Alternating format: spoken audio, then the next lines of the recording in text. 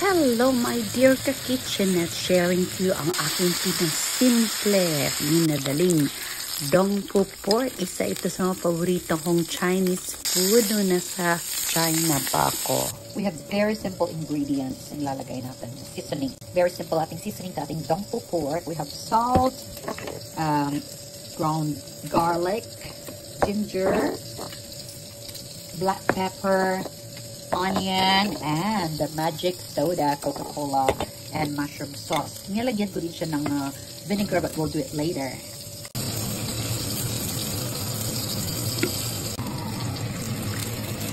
At konting brown sugar, kung gusto nyong medyo manamis-namis.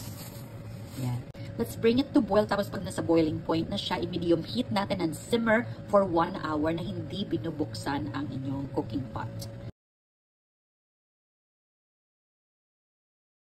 So, after mo na ma-simmer, try ang kanyang tenderness test sa chopsticks. Oh, see? Malambot na siya because the isang chopstick went through. So, that's the time na lagyan mo na siya ng vinegar.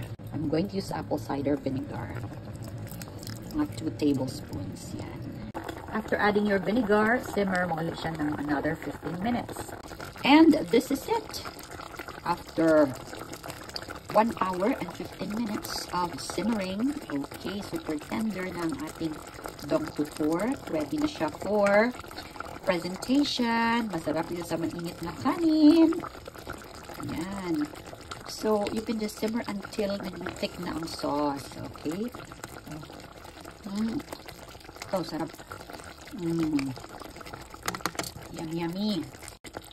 Ang isang way ng pagluluto ito ay merong dahon ng balanghoy or lagyan nyo kung anong dahon yung gusto nyo sa bottom.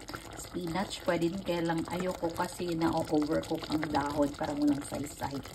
So, pwede din na mag-blanch kayo separately ng dahon tapos ilagay nyo siya sa bottom and on top ay inyong dongpo pork. Exciting! So, mag-plating na tayo ng ating dongpo pork. Ganyan sa ating mainit-init pa na rice.